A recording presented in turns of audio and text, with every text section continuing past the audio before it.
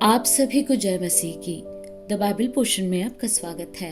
हमारा आज का वचन है उत्पत्ति की पुस्तक 41वां अध्याय वचन 14 से 36। तब फिरौन ने यूसुफ को बुलवा भेजा और वह झटपट बंदीगृह से बाहर निकाला गया और बाल बनवाकर और वस्त्र बदलकर फिरौन के सामने आया। फिरौन ने यूसुफ से कहा, मैंने एक स्वप्न देखा है और उसके फल का बताने वाला कोई भी नहीं, और मैंने तेरे विषय में सुना है कि तू स्वप्न सुनते ही उसका फल बता सकता है। यूसुफ ने फिरौन से कहा, मैं तो कुछ नहीं जानता, परमेश्वर ही फिरौन के लिए शुभ वचन देगा। फिर फिरौन यूसुफ से कहने लगा, मैंने अपने स्वप्न में देखा कि मैं नील नदी के किनारे खड़ा हूँ। फिर क्या देखा कि नदी में से 7 मोटी और सुंदर सुंदर गायें निकलकर कछार की घास चरने लगी। फिर क्या देखा कि उनके पीछे 7 और गायें निकली जो दुबली और बहुत कुरूप और दुर्बल हैं। मैंने सारे मिस्र देश में ऐसी कुडौल गायें कभी नहीं देखी।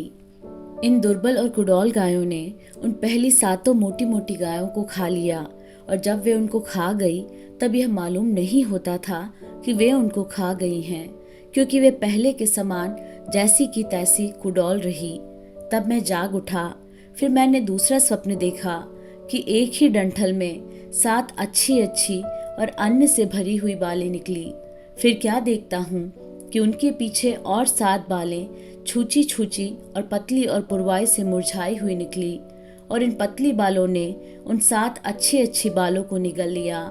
इसे मैंने ज्योतिषियों को बताया, पर इसका समझाने हारा कोई न मिला। तब यूसुफ ने फिरौन से कहा, फिरौन का स्वप्न एक ही है। परमेश्वर जो काम करना चाहता है उसको उसने फिरौन पर प्रकट किया है। वे 7 अच्छी अच्छी गायें 7 वर्ष है, और वे 7 अच्छी अच्छी बालें भी 7 वर्ष है। स्वप्न एक ही है।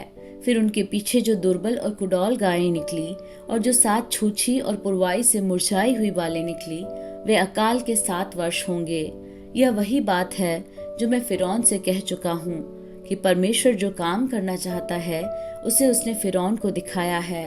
सुन, सारे मिस्र देश में 7 वर्ष तो बहुतायत की उपज के होंगे।